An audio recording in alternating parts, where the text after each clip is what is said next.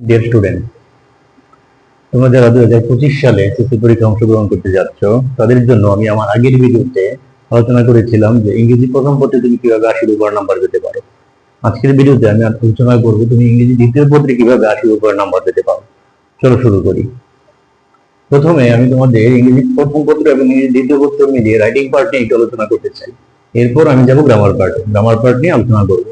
তোমরা একটা জিনিস খেয়াল করো, আমি আমার আগের ভিডিওতে বলেছিলাম রাইটিং পার্টে তোমরা জানো তোমাদের নাম্বার থাকে 50, কিন্তু আমি তোমাদেরকে দেখেছিলাম রাইটিং পার্টে তোমাদের নাম্বার 50 না, তোমরা রাইটিং পার্টের নাম্বার ধরতে পারো নাম্বার 60।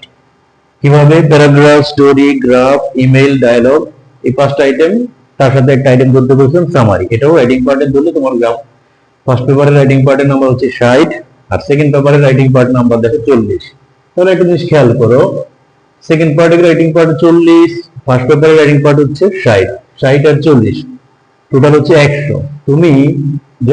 তোমরা জানো যে তোমাদের ইংরেজি প্রথম পত্র এবং দ্বিতীয় পত্র দুইটা বিষয় মিলিয়ে 160 পেলে তুমি এ প্লাস পাইবা। তো ইংরেজি প্রথম পত্র এবং দ্বিতীয় পত্র মিলিয়ে যদি 160 পাও তাহলে এ প্লাস পাইবে। এর মধ্যে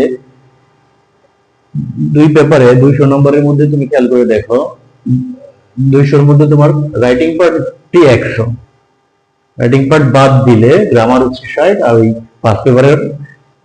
ফার্স্ট পেপারে তোমার কি বলে মডেল থেকে হচ্ছে 40, এই হচ্ছে 100। তাহলে একটা জিনিস খেয়াল করো, 200 নম্বরের ইংরেজি পরীক্ষার মধ্যে 100 নম্বরই রাইটিং পার্ট, 100 নম্বরই রাইটিং পার্ট। তাহলে তুমি চিন্তা করো তোমার ইংরেজিতে ভালো করতে হইলে রাইটিং পার্টে কতটুকু গুরুত্ব দিতে হইব।